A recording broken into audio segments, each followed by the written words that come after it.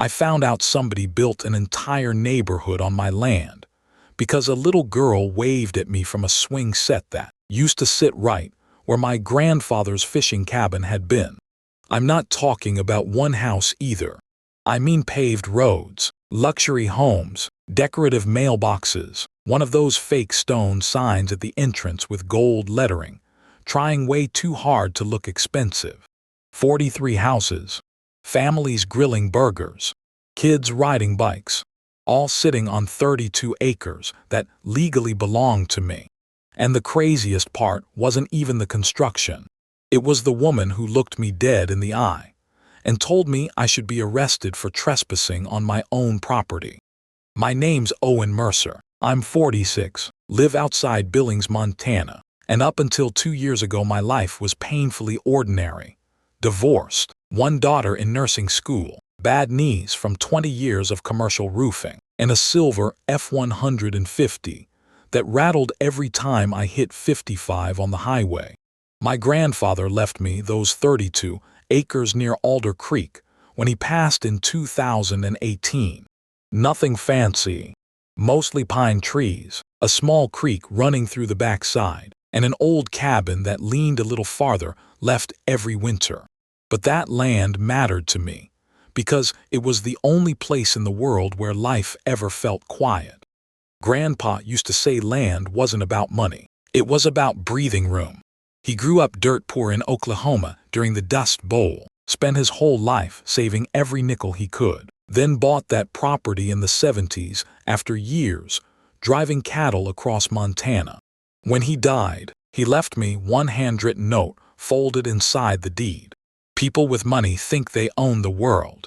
Don't let them convince you they own yours too. At the time, I didn't think much about it. Then life happened. My divorce dragged on for almost 2 years. My daughter Claire needed tuition money. Roofing work got brutal during summer storms, and I started taking extra contracts just to stay ahead of bills. I hadn't visited the property in close to 3 years, but I still paid taxes every spring without fail. Matter of fact, I still had the email confirmations sitting in a folder in my Gmail account labeled land stuff, because apparently I'm very creative with file names. Last September, I finally took a Friday off and drove out there planning to spread some of Grandpa's ashes near the creek. It was one of those cold Montana mornings where the air smells like wet dirt and pine needles. I remember turning onto the old gravel access road, except it wasn't gravel anymore. Fresh asphalt, street lamps, a gated entrance.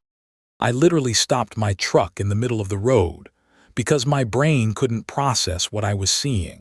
The sign said, Silver Pines Estates, luxury mountain living starting in the 700s. I thought maybe I took a wrong turn, so I checked GPS twice. Same coordinates, same parcel lines, same land. Just gone. The trees were gone. The creek had been rerouted into some decorative little pond, with a fountain in the middle like they were building a damn golf resort. I pulled up to the gatehouse, and this security guy stepped out sipping coffee like he owned the place. Young kid, maybe 22, mirrored sunglasses, tactical vest, trying real hard to look important. Residents only, sir. I laughed because, honestly, it felt too stupid to be real. I own this property. He smirked immediately. Didn't even hesitate. Yeah, and I'm Yellowstone's governor. That's when I saw the black Escalade pulling up behind him. Out stepped Vanessa Barron. Now listen. Every town has somebody like Vanessa. Perfect hair even in wind. Teeth so white they look radioactive. Expensive boots that never touched mud once in their life. She had this smile that wasn't really a smile. More like a warning label. She looked me up and down, work, jacket, dusty jeans, beat-up truck, and I watched her decide exactly who she thought I was. You lost, sweetheart, she asked. I said, no ma'am. I think you are. That made her laugh. Not nervous laughter either. The kind rich people do when they think consequences are for regular folks. Then she said the sentence that changed my entire life. "Oh, you must be the Mercer problem." The way she said it bothered me more than the houses did at first. The Mercer problem, like I wasn't a person, just some paperwork issue delaying cocktail hour. Vanessa walked closer while the security kid stood there grinning behind her like he was watching a show. Up close she smelled like expensive perfume and fresh leather, the kind of scent you notice because nobody in roofing work ever smells like that unless they're trying to sell you something you can't afford. "I was told this matter had already been handled," she said, pulling oversized sunglasses off slowly. "Our legal team conducted a full title review." I reached into my truck and grabbed the copy of the deed I kept in the glove box. Funny thing about title reviews, they usually work better when you read the actual owner's name. She barely glanced at it. "That property was abandoned." "No, it wasn't. You disappeared for years. I paid taxes every single year." That finally made her pause. Tiny little crack in the armor. Maybe half a second. Then it vanished. "Well," she sighed, "I suppose that's for attorneys to discuss. Although I should warn you, trying to interfere with homeowners after closing could expose you to significant liability." I remember staring at her, because the confidence coming off this woman was unreal. There were families unloading furniture 20 yards away, while she stood there threatening me on land her company didn't own. "How many homes have you sold?" I asked. "All of them." She smiled when she said it too. 43 homes. Average price somewhere around 700 grand. I did the math in my head and nearly got sick. Then she leaned closer and lowered her voice. "Listen carefully, Mr. Mercer. People with your kind of money problems usually end up taking a settlement. Don't make this ugly. My kind of money problems." That sentence sat in my chest like poison the whole drive home. That night I spread every document Grandpa ever saved across my kitchen table. Tax receipts, survey maps, old photographs. There were receipts in that box older than me. My grandfather documented everything because he grew up terrified of losing what little he had. And suddenly I understood why. Around midnight I called my buddy Nate, who owns an excavation company outside Bozeman. Told him the whole story, expecting him to laugh and say there had to be some mistake. Instead there was silence. Then he said, "Owen, you need a real lawyer. Like scary rich people lawyer." 2 days later I met Evelyn Cross. Now Evelyn didn't look intimidating at first glance. Late 60s, silver hair, tiny woman, wore reading glasses on a chain around her neck, like a retired librarian. But the second she started asking questions, I realized this woman could probably cross-examine God himself into admitting fault. Her office overlooked downtown Helena and smelled like black coffee and old books. I explained everything while she sat there taking notes in handwriting so neat it looked printed. When I finished, she asked one question. "You paid property taxes continuously?" "Yes." "You have proof?" I slid the folder across her desk.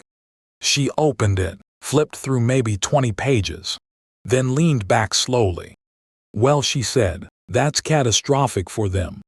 I felt my shoulders loosen for the first time in days. "So we stopped construction." She looked at me over her glasses. "No." I blinked. "What?" "Let them finish." I genuinely thought she'd lost her mind. She folded her hands calmly. "Mr. Mercer, if we file an injunction now, construction halts, investors panic, the development company files bankruptcy, and you spend 5 years trapped in litigation with banks, contractors, and 43 angry homeowners." She paused. "Or we wait." "Wait for what?" "For them to finish spending all their money on your property." The room went quiet except for traffic outside. Then she said the most ruthless thing I'd ever heard in my life. if those homes are completed before judgment. Legally speaking, they become improvements attached to your land. I stared at her. You mean you would own all 43 houses? I actually laughed because it sounded insane. Evelyn didn't laugh.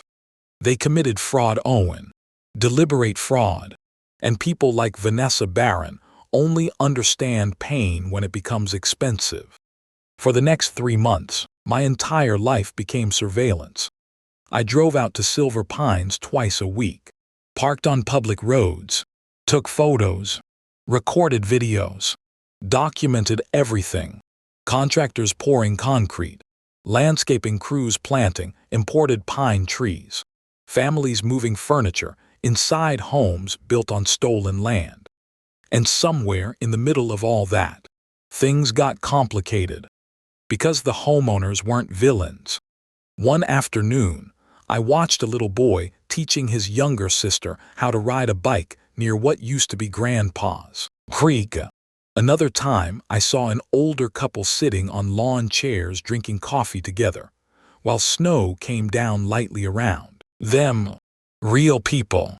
People who thought they bought legitimate homes. Meanwhile, Vanessa kept escalating. First came the sheriff. Deputy rolled up behind my truck with lights flashing, while I sat taking photos from a county road. Got a complaint about harassment from the woman illegally building houses on my land. The deputy sighed like he already hated the conversation. Sir, she says residents feel threatened. I handed him the parcel number. He ran it through dispatch. Then his entire attitude changed. You really own this? Yep. He looked back toward the subdivision, then lowered his voice. Off record, Barron Development donates a lot of money around this county. Translation received. A week later, someone filed an anonymous complaint claiming I was dumping hazardous waste on the property. County inspectors showed up. Found nothing, obviously, unless luxury homes count as illegal dumping. Then came Facebook. That's when things turned ugly. Vanessa posted in a local community group, claiming I'd been stalking families at Silver Pines. Said residents were afraid of me. Said I took pictures of children. Within hours, people were sharing photos of my truck online, calling me a predator. A creep. One guy commented, people like this escalate fast. Somebody should check his hard drive. I wish I could tell you that stuff doesn't affect you at 46 years old. But it does.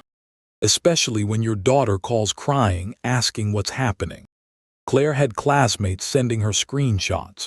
Somebody found my roofing company online and started posting reviews calling me dangerous. One customer canceled a contract because his wife didn't feel comfortable having me near their house. That night I sat alone in my kitchen staring at Grandpa's old deed, while rain hit the windows, and honestly, for the first time, I considered walking away. Take a settlement. Disappear. Start over somewhere nobody knew my name. Then I noticed something folded inside the deed papers. A second note from Grandpa I'd never seen before because it had slipped between 2 survey maps. One sentence. Bullies count on exhaustion. I must have read that line 20 times. Then I called Evelyn. I'm not settling. She got quiet for a second. Good, she said softly. Because I just found the thing that's going to destroy them. The next morning I drove to Helena before sunrise, with enough caffeine in my bloodstream to legally qualify as motor oil. Evelyn already had files spread across her conference table when I walked in, and for the first time since meeting her, she looked genuinely excited. You ever hear the phrase rich people get sloppy when they're comfortable? She asked. She slid a printed email across the table. At first, I didn't understand what I was reading. Then my stomach dropped. The message was from Vanessa's business partner, her brother-in-law Daniel Barron, sent 8 months before construction started. Subject line, Mercer Parcel Risk. And right there in black and white.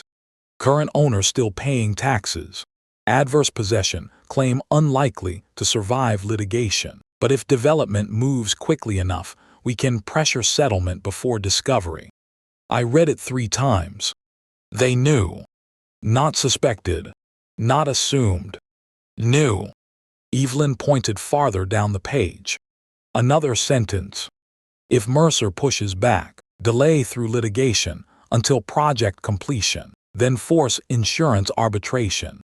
I leaned back in the chair and just stared at the ceiling for a second because there's something weird about seeing your entire life reduced to strategy notes between rich people. Like you stop feeling human for a minute. You become a calculation. Evelyn closed the folder carefully. They never thought you'd fight. 3 weeks later, we walked into federal court. And buddy, I wish I could explain how different Vanessa looked without all the confidence wrapped around her. Same expensive clothes, same perfect hair, but now she kept touching her bracelet over and over like she was trying to hold herself together physically. The courtroom was packed, homeowners, reporters, contractors, even people from town who just wanted to watch rich developers burn in public.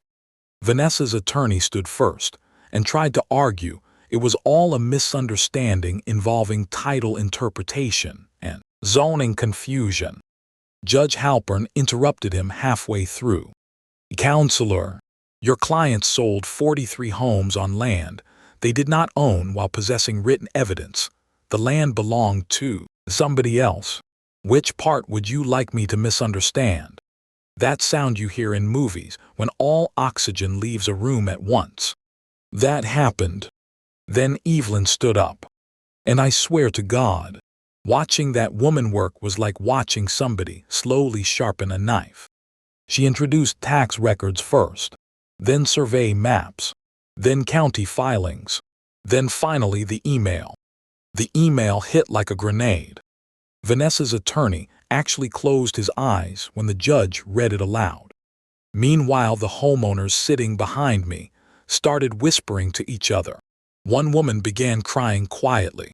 A guy near the aisle muttered, "You told us this was handled," while staring directly at Vanessa.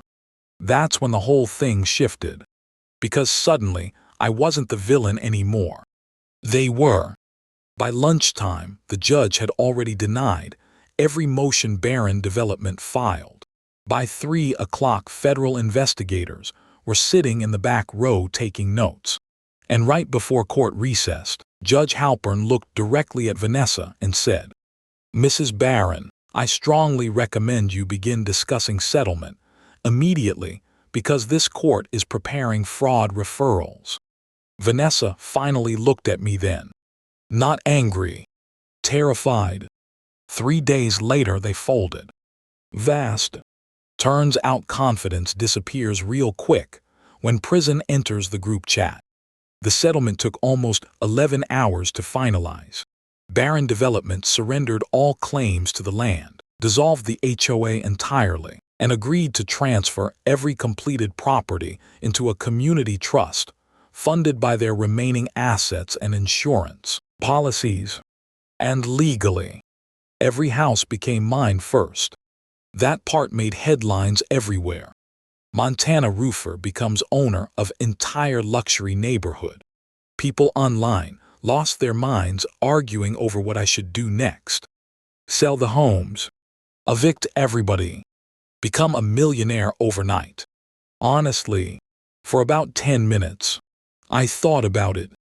After everything they put me through, after my daughter crying, my business getting dragged, my house vandalized. Yeah, part of me wanted revenge. But then I kept thinking about those families. The little girl on the swing set. The old couple drinking coffee together in lawn chairs. None of them stole my land. They got conned too. So instead, I did something Vanessa Barron never would have done. I held a meeting inside the unfinished clubhouse at Silver Pines. Every homeowner showed up looking like they were walking into a funeral. I stood in front of all of them, holding Grandpa's deed in my hand. And I said, "You're all staying." You could feel the room physically change. People crying, hugging each other. One guy sat down so hard, he missed the chair completely. I explained the trust agreement. Every family would keep their home. Their original contracts would be honored at cost. No inflated HOA fees. No corporate management company. The neighborhood would govern itself. One woman came up afterward holding my hands so tight, I thought she might break my fingers. "We thought you hated us," she whispered. Truth is, for a little while maybe I did. Not because of who they were. Because I was jealous. Jealous they got to build memories on land I hadn't visited enough. Guilty because Grandpa protected that property his entire life. And somehow I almost lost it because I got too busy trying to survive adulthood. Funny thing is, after everything ended, I moved back out there myself. Kept 5 acres near the creek. Built a small cabin where Grandpa's old place used to stand. Nothing fancy, tin roof, wood stove. Coffee tastes better there for some reason. Sometimes kids from the neighborhood ride bikes past my driveway and wave. Most of them have no clue there was almost a war over the ground under their tires. Vanessa took a plea deal eventually. No jail time, which still annoys people in my comment section to this day. Daniel lost his contractor license. Barren development disappeared almost overnight. But here's the part people argue about most whenever this story gets brought up. Some folks think I should have taken every house and every dollar I legally could have. Maybe they're right. Maybe mercy is just expensive stupidity wearing a cowboy hat. So I want to know what you think. If somebody stole your land, destroyed your reputation, and tried to bury you financially, would you have given those homes back? Or would you have taken everything the law allowed and slept just fine afterward? Tell me in the comments. Because honestly, I still don't know if I made the right choice.